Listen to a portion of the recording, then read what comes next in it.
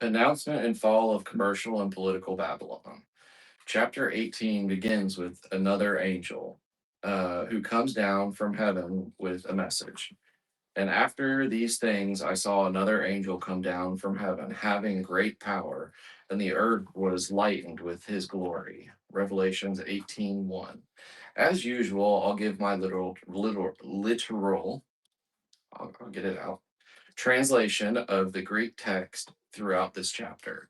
After these things, I saw another angel coming down out of heaven, having great authority, and the earth was lightened with his glory. Again, we have this very interesting statement after these things. Um, Meta ta, ta, tauta. ta, Tauta. yeah, It's meta tauta. okay. It's the Greek. Um, and then, yeah. Yeah. After what things? Yes. After what things? After the series of after the series of sevens and after the judgment of religious Babylon come these things.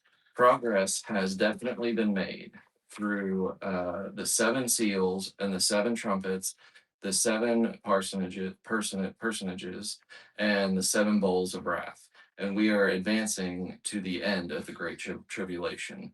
In fact, this is bringing us to the end of the great tribulation. John says, "I saw." He's still a spectator. He saw another angel, which takes us back to chapter 14, where a series of six angels is mentioned, each with the sole identification of another angel. This angel is a divine, supernatural messenger of God, but faceless and nameless. He has great authority, power, which indicates that he has a superior rank to the other another angel, and he is bringing an important message.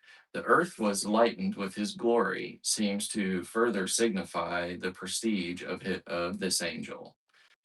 Ezekiel 43:2. Yeah, keep reading. And he cried mightily with a strong voice, saying, Babylon the Great is fallen, and is become the habitation of devils, and the hold of every foul spirit, and the cage of every unclean and hateful bird. Wow. Uh, I actually don't remember that verse. Right.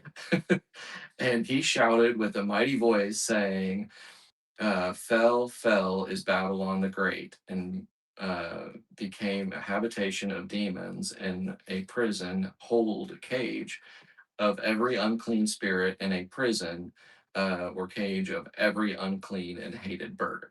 Yep. That's the Megaeus Absurdus translation he gives. He translates the Greek into English for after each verse.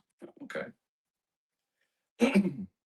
Um, the preliminary announcement of the fall of Babylon was made in Revelations 14:8, and there followed another angel saying, Babylon is fallen, that great city, because she made all nations drink of the wine of wrath of her fornication.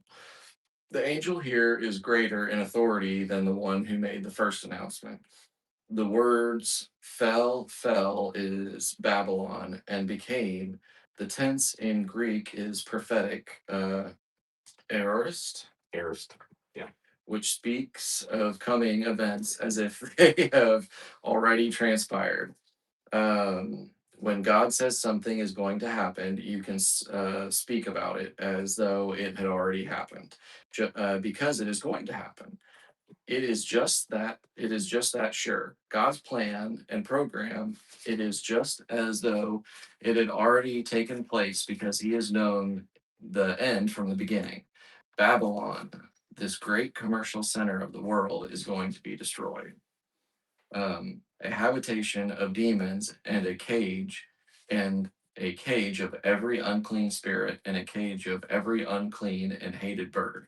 This indicates that Babylon is where demons of the spirit world and unclean birds of the physical world will be incarnated during the millennium. The prophets Isaiah and Jeremiah confirm this. See Isaiah 13:19 through 22, and Jeremiah 50:38 through 40. These prophecies find a final fulfillment in the destruction of literal Babylon. Here in Revelations 18, if this is true, there is no prophecy which forbids Babylon from being rebuilt. Babylon is the headquarters of the demons and has been the place of rebellion down through the years. Okay, is